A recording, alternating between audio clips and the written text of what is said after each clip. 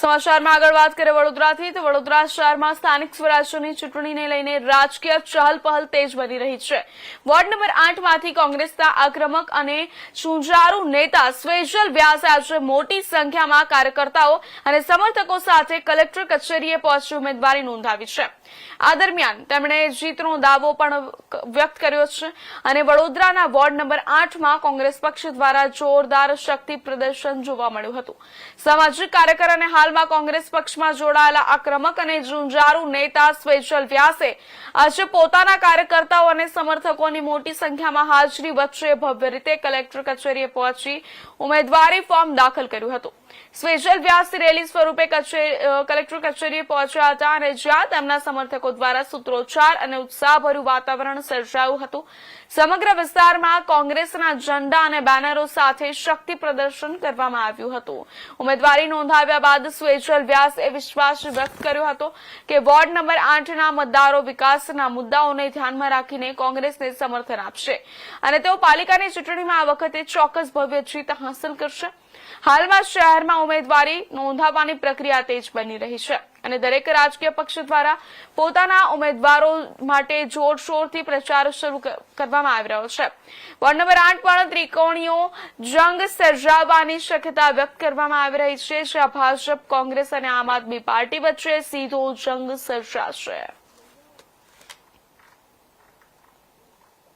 અને આ લડાઈ જે છે આ ઇલેક્શન પર્ટિક્યુલર એવું નથી કે ચુનાવનું છે ને 5 વર્ષ માટેનું છે। આ ઇલેક્શન છે 30 વર્ષનો હિસાબ કરવાનો। 30 વર્ષ વડોદરા શહેરને જે રીતે લૂંટવામાં કોઈ કમી બાકી નથી રાખી, જે રીતે શમશાનના લાકડામાં પણ લૂંટવામાં આવે છે અને સંપૂર્ણ રીતે જે રીતે શહેરને નુકસાન પહોંચાડવામાં આ લોકોએ કોઈ કરકસર બાકી નથી રાખી।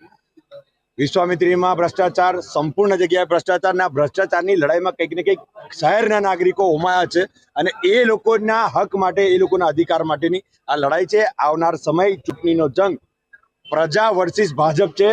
સત્તાની સામે, સત્તા માટે જે લોકો એ કરી રહ્યા છે એની સામે જે સત્તા બચાવવાને લોકોની સેવા કરવા વાળા છે એ સર્વ લોકો લડી રહ્યા છે। અમે તો એક નિમિત્ત છે અને પાર્ટી અમારા પર ભરોસો કર્યો છે અને પાર્ટીના ભરોસા સાથે વડોદરા શહેરના વોર્ડ નંબર 8ના તમામ સુભાનપુરા, અલકાપુરી, કરોડિયા સર્વ લોકોના સાથ સહકાર, માતાઓના આશીર્વાદ સાથે સંપૂર્ણ રીતે સજ્જ છે।